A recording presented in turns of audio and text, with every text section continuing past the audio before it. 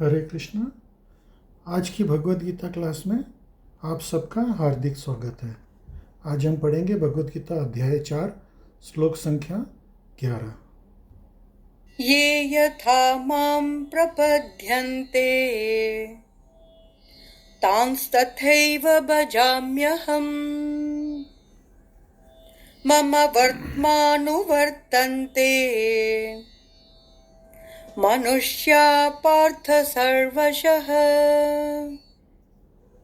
अनुवाद: जिस भाव से सारे लोग मेरी शरण ग्रहण करते हैं उसी के अनुरूप मैं उन्हें फल देता हूँ। हे पार्थ, प्रत्येक व्यक्ति सभी प्रकार से मेरे पथ का अनुगमन करता है। तो आपने जैसे देखा होगा कि आप कहीं जा रहे हैं, जैसे मॉर्निंग वॉक पे जा रहे हैं, तो आपको रास्ते में कई लोग मिले। किसी ने आपसे बोला राम राम, तो आप जवाब दोगे राम राम। किसी ने आपको बोला राधे राधे, तो आप जवाब दोगे राधे राधे। किसी ने बोला हरे कृष्णा, तो आप जवाब दोगे हरे कृष्णा। तो जो जैसा आपसे बोलता है आप वैसा ही जवाब देते हो, राइट। तो भगवान भी यहाँ पे यही बोलते हैं कि जैसे जो मेरे साथ में व्यवहार करता है मैं उसी तरह से उसके साथ मैं रेसिप्रोकेट करता हूँ, मैं उसी तरह से उसके साथ में व्यवहार करता हूँ। जैसे जब रामचंद्र जी धनुष यज्ञ में पहुँचे जनक महाराज के, तो वहाँ पे कई लोग बैठे हुए थे। तो जो उनके माता पिता की उम्र के थे, जो रामचंद्र जी को अपने बच्चे की तरह ट्रीट करते थे, उनको लगा कि भाई देखो कितना प्यारा बालक आ गया, कितना सुंदर बालक है। जो जवान सुंदर युवतियां थी उनको ऐसा लगा अरे वाह क्या सुंदर युवक है, इसके ये मेरा अगर प्रेमी बन जाए, ये मेरा पति बन जाए। तो लोग बाग उसी तरह से, तो बेसिकली जो है 5 तरीके, वैसे तो 12 तरीके के राग होते हैं। लोग बाग 12 तरीके के उस रस से भगवान के साथ में आदान प्रदान कर सकते हैं, लेकिन उसमें प्रमुख 5 हैं। वो क्या है? दास्य रस, साख्य रस, वात्सल्य रस, माधुर्य रस और शांत रस। अभी वैकुंठ लोक के अंदर सिर्फ शांत रस होता है। जैसे भगवान जो है उनकी जो पूजा अर्चना की जो सामग्री है वो सब भगवान की सेवा करती हैं, तो वो सब भगवान की सेवा में वहाँ पे बैठी हुई हैं, वो शांत बैठे हुए हैं। दास्य रस जो भगवान के दास के रूप में सेवा करते हैं, जैसे हनुमान जी हैं, गरुड़ जी हैं, ये भगवान के दास के रूप में सेवा करते हैं। उसके ऊपर है साख्य रस, जैसे उद्धव जी हैं, अर्जुन है, भगवान के ग्वाल बाल सखा हैं।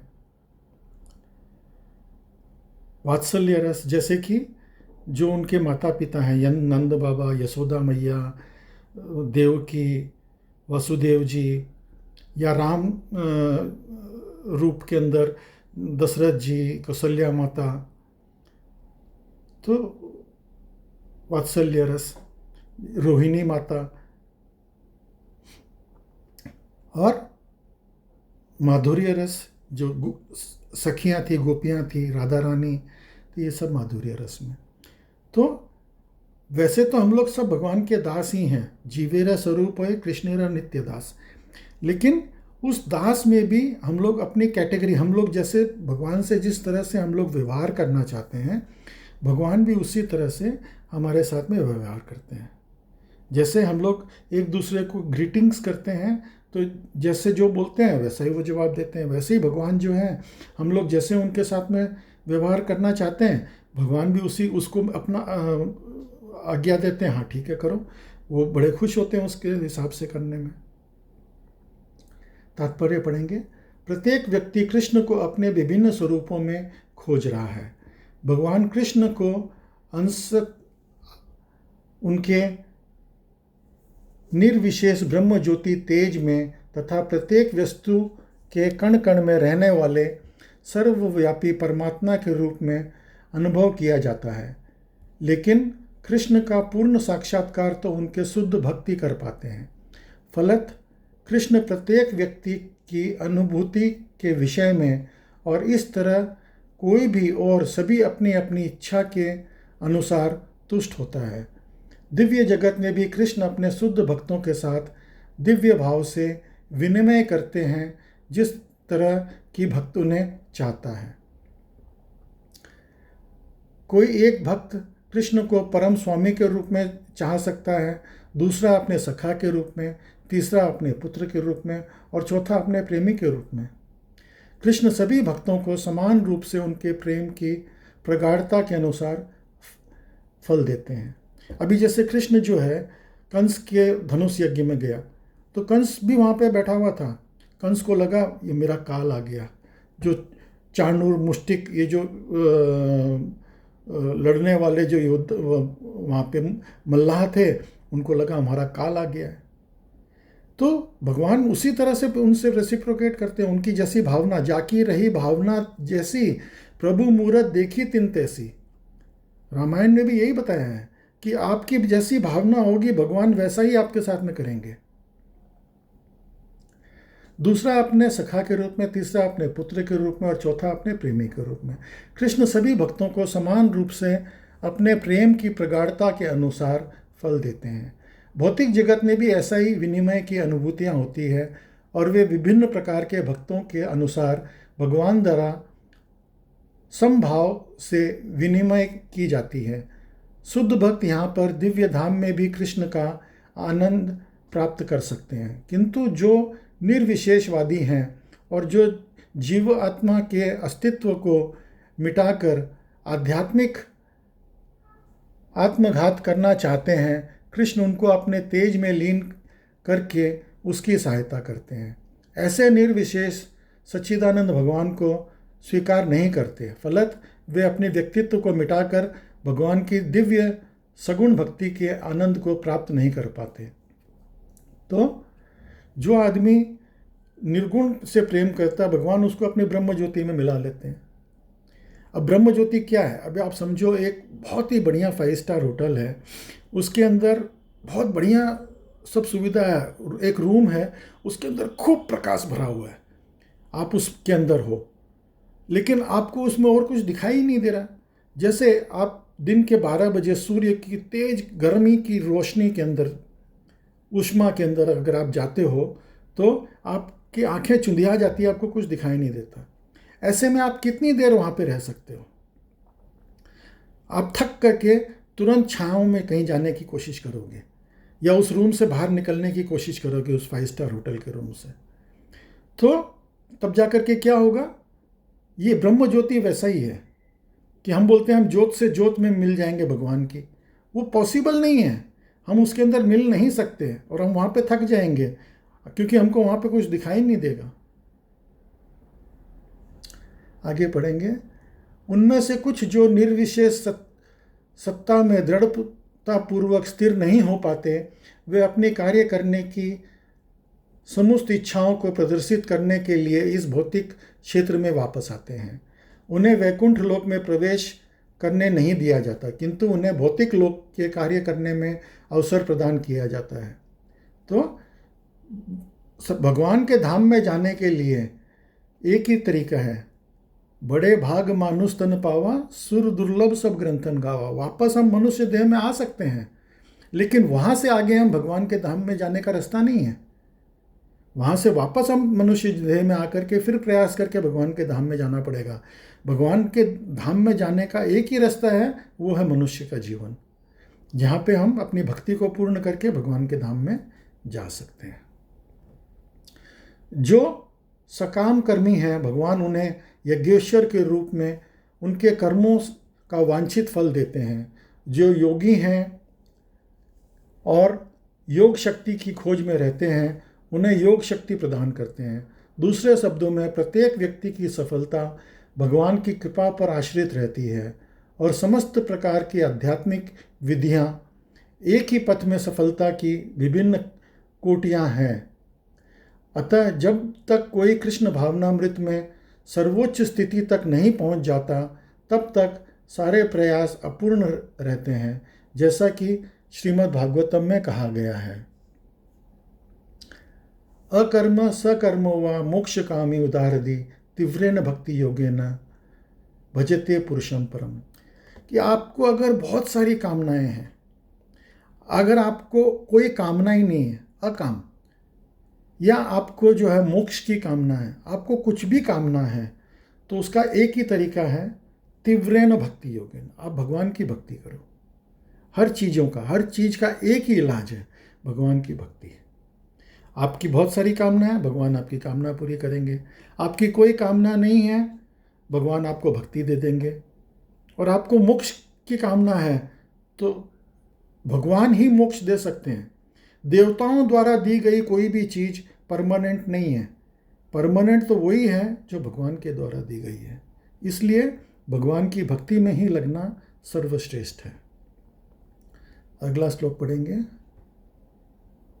कांक्षन्त कर्मणां सिद्धिं यजन्त इह देवताः क्षिप्रं हि मानुषे लोके सिद्धिर्भवति कर्मजा। अनुवाद। इस संसार में मनुष्य सकाम कर्मों से सिद्धि चाहते हैं, फलस्वरूप वे देवताओं की पूजा करते हैं। निसंदेह इस संसार में मनुष्यों को सकाम कर्म का फल शीघ्र प्राप्त होता है। अभी हम विघ्नहर्ता गणेश जी की पूजा करते हैं, विघ्नों से हमको दूर करने के लिए। किसी को इस संसार से जो है सुख व आराम चाहिए, तो हम दुर्गा जी की पूजा करते हैं। किसी को धन दौलत चाहिए, अच्छी पत्नी अच्छा पति चाहिए, तो हम शिव जी की पूजा करते हैं। धन दौलत चाहिए, शिव जी की पूजा करते हैं, क्योंकि ये लोग जल्दी प्रसन्न हो जाते हैं और बहुत जल्दी हमको जो है वरदान दे देते हैं। लेकिन भगवान जो हैं वो जल्दी वरदान नहीं देते। भगवान अपने को पूरी तरह से टेस्ट करते हैं कि भाई हम उसके योग्य हैं या नहीं हैं। जैसे जो चाचा ताऊ वगैरह फैमिली के अंदर हैं, वो लोग जो हैं वो आप उनके पास जाओगे, आप उनकी थोड़ी सी सेवा करोगे, वो आपको तुरंत अच्छा क्या चाहिए बोलो, अच्छा ले लो, दे देंगे, अपना छुटकारा पा लेंगे। लेकिन माँ बाप से आप कुछ मांगोगे तो वो बहुत सोच समझ के नहीं इसको ये क्या, इसकी ये लायक है या नहीं है, इसको देना चाहिए नहीं देना चाहिए, इसकी भलाई किस में है, सब सोच समझ करके देंगे। तो भगवान हमारे माता पिता हैं, वो हमको बहुत सोच समझ करके कोई भी चीज़ देंगे, और वो जो देंगे वो परमानेंट है, वो हमेशा हमारे पास रहने वाली है। तात्पर्य पढ़ेंगे। इस जगत के देवी देवताओं के विषय में भ्रांत धारणा है कि विद्वत्ता के दम करने वाले अल्पज्ञ मनुष्य इन देवताओं को परमेश्वर के विभिन्न रूप मान बैठते हैं। तो हम अलग अलग देवताओं को भगवान मान बैठते हैं, लेकिन ऐसा नहीं है। वस्तुतः यह देवता ईश्वर के विभिन्न रूप नहीं होते, किंतु वे ईश्वर के विभिन्न अंश होते हैं। ईश्वर तो एक है, किंतु अंश अनेक हैं। वेदों का कथन है, नित्यो नित्यानाम। ईश्वर एक है, ईश्वर परम कृष्ण ही एकमात्र परमेश्वर है, और सभी देवताओं को इस भौतिक जगत का प्रबंध करने के लिए शक्तियां प्राप्त हैं। जैसे ये गवर्नमेंट है, गवर्नमेंट के अंदर कैबिनेट मिनिस्ट्री है, ग्रुप ऑफ मिनिस्टर्स हैं, तो वो जो ग्रुप ऑफ मिनिस्टर्स हैं वो पूरे देश को चलाते हैं, लेकिन प्रधानमंत्री सिर्फ एक ही होता है। तो भगवान सिर्फ एक है, लेकिन cabinet minister, group of minister, state minister, ये सब अलग अलग होते हैं। ये देवी देवताएं जीवात्मा हैं, जिन्हें विभिन्न मात्रा में भौतिक शक्ति प्राप्त है। इन्होंने क्या है, ये लोग भी जीवात्मा ही हैं, लेकिन इनको जो है इन्होंने कुछ तपस्या करी है तो इनको वरदान मिला हुआ है। जैसे जेल के अंदर जो कैदी होते हैं, जो पुराने कैदी होते हैं और उनका अच्छा चाल चलन होता है, तो उसके अंदर कुछ कोई कैदी जो है वार्डन बन जाता है। वो है तो कैदी, वो कैदियों की देखभाल करता है, लेकिन वो होता वार्डन है। तो इसी तरह से ये देवी देवता हैं। ये देवता वे कभी परमेश्वर नारायण, विष्णु या कृष्ण के तुल्य नहीं हो सकते। जो व्यक्ति ईश्वर या देवताओं को एक स्तर पे सोचता है वो नास्तिक या पखंडी कहलाता है। यहाँ तक कि ब्रह्मा तथा शिवजी जैसे बड़े बड़े देवता परमेश्वर की समानता नहीं कर सकते।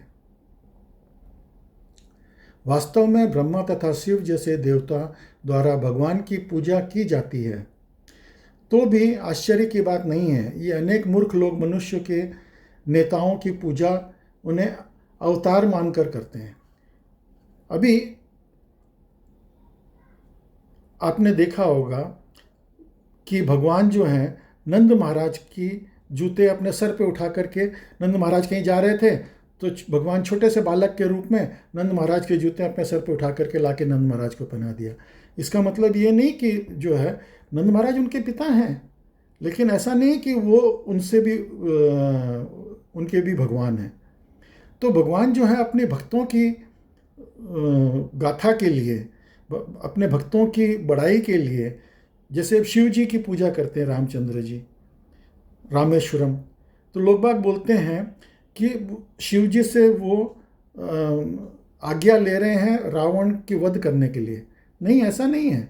भगवान शिव जी को प्रसन्न करने के लिए नहीं, शिव जी उनके अच्छे भक्त हैं, इसलिए उनकी पूजा करते हैं। अभी शिव जी जो हैं वो कृष्ण अवतार के समय में काशीराज को उन्होंने वादा किया था कि मैं जो है आपकी रक्षा करूंगा, आपकी तरफ से युद्ध करूंगा। तो जब भगवान काशीराज से युद्ध करने जाते हैं तो शिव जी जो है वो काशीराज की तरफ से युद्ध करने आते हैं और बहुत भयंकर युद्ध होता है और अंत में शिव जी हार जाते हैं। तो इसमें ये कंपैरिजन नहीं करना चाहिए भगवान के। ये बहुत ऊंचे भक्त हैं, शिव जी हैं, ब्रह्मा जी हैं, ये सब भगवान के बहुत ऊंचे भक्त हैं। ये त्रिदेव के अंदर में आते हैं। यहाँ तक कि विष्णु जी वो भी भगवान के अंश हैं। लेकिन कृष्ण जो है एकले ईश्वर कृष्ण, विष्णु जी भी जो है वो कृष्ण के अवतार हैं। लोग बाग बोलेंगे कि नहीं, जब कृष्ण अवतार लेते हैं तो विष्णु जी के रूप में वो आते हैं। हाँ, करेक्ट है। अब वो ऐसा क्यों? अभी जैसे फॉर एग्जांपल बिड़ला जी की कई फैक्ट्री है पूरे वर्ल्ड में। अभी हर फैक्ट्री में तो बिड़ला जी गए हुए नहीं हैं। तो अभी वहाँ के जो गार्ड हैं, मैनेजर लोग हैं, वो लोग जो वहाँ के जो एमडी हैं उस फैक्ट्री के, उसको ही वो मानते हैं कि भाई ये मालिक है। लेकिन अगर बिड़ला जी को उस फैक्ट्री में जाना होगा और वो डायरेक्ट वहाँ पे चले जाएंगे तो वो लोग उनको पहचान ही नहीं पाएंगे। बोले अरे ये तुम थोड़ी मालिक हो। तो वो क्या करेंगे, वो उस फैक्ट्री के जो एमडी हैं उसको बुलाएंगे, उसको फ़ोन करेंगे, बोलेंगे कि भाई मैं आ रहा हूँ। तो वो उसको एयरपोर्ट लेने के लिए जाएंगे बिड़ला जी को, और अपने साथ में गाड़ी में बिठा करके वहाँ पे लेके जाएंगे और वहाँ पे जाकर इंट्रोड्यूस करेंगे, बोले देखो ये मालिक हैं, मैं तो सिर्फ यहाँ का एमडी हूँ। तो इसी तरह से जब भगवान स्वयं अवतार लेते हैं, कृष्ण या भगवान राम स्वयं अवतार लेते हैं, तो विष्णु के रूप में आते हैं। विष्णु जो है वो इस संसार के अंदर भगवान को रिप्रेजेंट करते हैं। तो विष्णु के रूप में आते हैं तो हम उनको पहचानते हैं। फिर विष्णु बताते हैं, बोले नहीं ये परम ईश्वर है। तो इस तरह से ब्रह्मा विष्णु महेश ये त्रिमूर्ति हैं, त्रिदेव हैं, लेकिन कृष्ण जो है वो उनसे भी ऊपर है। एकले ईश्वर कृष्ण, बाकी सब भृत्य।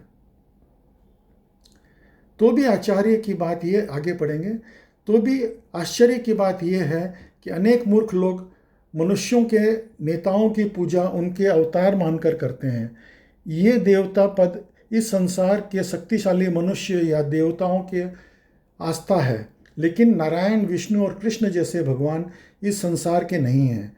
वे भौतिक सृष्टि से परे रहने वाले हैं। निर्विशेषवादियों के अग्रणी श्रीपाद शंकराचार्य तक मानते हैं कि नारायण या कृष्ण इस भौतिक सृष्टि से परे हैं, फिर भी मूर्ख लोग विद्वान देवताओं की पूजा करते हैं क्योंकि वे तत्काल फल चाहते हैं। उन्हें फल मिलता है किंतु वे ये नहीं जानते कि यह फल क्षणिक है और अल्पज्ञ मनुष्यों के लिए है। बुद्धिमान व्यक्ति कृष्ण भावनामृत में स्थिर रहता है। उसे किसी तत्काल क्षणिक लाभ के लिए किसी तुच्छ देवता की पूजा करने की आवश्यकता नहीं रहती। शंकराचार्य भी अंत में क्या बोलते हैं? भज गोविंदम भज गोविंदम भज गोविंदम मूढ़मते। बोले हे मूढ़मती, आखिर में वो यही बोलते हैं, बोले कि ये सब देवी देवताओं की पूजा छोड़ दो, तुम आकर के कृष्ण की, गोविंद की पूजा करो। भगवत गीता के अंत में भी कृष्ण ने सारा ज्ञान दिया, कर्म योग, ज्ञान योग, ध्यान योग, भक्ति योग, सारा ज्ञान दिया। और फिर अंत में लास्ट में 18वें अध्याय में क्या बोलते हैं? सर्वधर्मान परित्यज्य माम एकम शरणम भज। सारे धर्मों को छोड़ दो, मेरे पास आ जाओ, मेरी शरण में आ जाओ। उससे क्या होगा? मैं तुमको सब पापों से मुक्त कर दूंगा और तुम डरो मत। माँ सुच। तो इस संसार में देवता तथा उनके पूजक इस संसार के संहार के साथ ही विनष्ट हो जाएंगे। देवताओं के वरदान भी भौतिक तथा क्षणिक होते हैं।